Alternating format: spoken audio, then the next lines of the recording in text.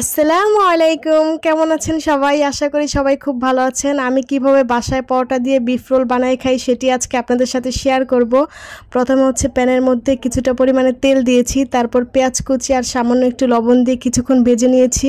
তারপর দিয়েছি অল্প করে আদা রসুন বাটা, জিরা গুঁড়ো, ধনিয়া গুঁড়ো, কিছুটা পরিমাণে মরিচ গুঁড়ো। আমি এখানে কোনো রকমের হলুদ গুঁড়ো ইউজ করিনি। মশলাগুলো আগে কিছুক্ষণ ভালোভাবে কষিয়ে নিয়েছি।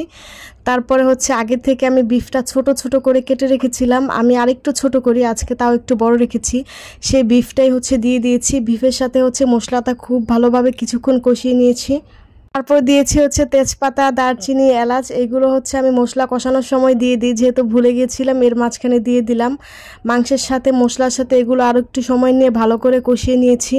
গরুর মাংস সিদ্ধ হইতে সময় লাগে, এই জন্য আমি পানি দিয়ে জিনিসটা সিদ্ধ করে নিয়েছি। যদি এখানে আমি চিকেন দিয়ে করতাম তাহলে মশলার সাথে কষিয়ে চিকেনটা সিদ্ধ করে নিতাম।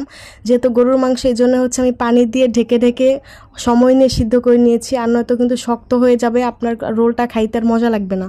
আমি বেশ কিছুক্ষণ ঢাকনা দিয়ে দিয়ে রান্না করেছি। মাঝে মাঝে ঢাকনাটা তুলে লাড়া দিয়ে দেখেছি যে কি পরিমাণ সিদ্ধ হয়েছে। শেষের পর্যায়ে যখন পানিটা কিছুটা পরিমাণে শুকিয়ে আসছে, তখন কাঁচামরিচ কুচি আর টমেটো সস দিয়ে দিয়েছি। এইখানে টমেটো সসটা ইউজ করার চেষ্টা করবেন। আমি এখানে সয়া সসও ইউজ করি। আমি আজকে আমার সয়া সসের বোতলই খুঁজে পাচ্ছি না। টমেটো সস আর কাঁচামরিচ দিয়ে মাংসটা ভাজা ভাজা করে একদম পানিটা শুকিয়ে নামিয়ে নেবেন। আমি রেসিপি শেয়ার করার পরে অবশ্যই যেটা আমার বাসায় খেয়ে ভালো লাগে ওই রেসিপিটা আপনাদের সাথে শেয়ার করি। অনেকেই আছেন অনেক উল্টাপাল্টা রেসিপি শেয়ার করে বলেন যে মজা হয়েছে। এটা করা আসলেই উচিত না, কারণ উপকরণের খুব দাম। আপনার দেখা যাবে আরেকজন মানুষ বানিয়ে তার উপকরণগুলো নষ্ট হবে, রান্নাটার মজা হবে না। এই জন্য এগুলাও করা বাদ দিয়ে দিবেন। যেইটা খাইতে আপনার কাছে মজা লাগবে ওইটার রেসিপিটাই ডিটেলসে শেয়ার করবেন। উল্টাপাল্টা কিছু শেয়ার করে মানুষের সময় অথবা জিনিস নষ্ট করার কোনো মানেই হয় না। যাই হোক, আমি এখানে ছোট ছোট করে পরোটা বানিয়ে নিছি। পরোটাগুলো কি সুন্দর গোল হয়েছে না? একদম কিউট লাগতেছে না? এই পরোটাগুলো আমি এত সুন্দর গোল কিভাবে করছি সেটির ভিডিও আমার পেজে দেওয়া আছে, অবশ্যই চেক করে নেবেন। আমি একে একে সবগুলো পরোটা খুব সুন্দর করে ভেজে নিয়েছি। আপনারা চাইলে পরোটাগুলো বড় বড় কইরা বানাইতে পারেন। আমি ছোট করে বানাইছি। বড় কইরা বানাইলেই ভালো হয়, তাহলে রোলটা প্যাঁচ দেওয়ার সময় কোনো রকম ঝামেলা হয় না। তারপর প্লেটের মধ্যে একটা পরোটা নিয়ে নিচ্ছি। তারপর আগে থেকে যে মাংসটা আমি সুন্দর করে রান্না করে রেখেছিলাম ওইটা কিছুটা পরিমাণে দিয়ে দিছি।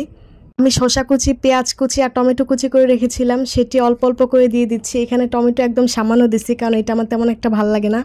তারপর দিয়ে দিচ্ছি টমেটো সস। আমি যদি এখানে মেয়োনিজ থাকতো তাহলে ওইটাও দিতাম। দিয়ে একসাথে মুড়িয়ে খাইয়ে নিচ্ছি। এখানে দেখেন আমার পরোটা যদি বড় হইতো তাহলে সুন্দর মতো রোলটা করতে পারতাম।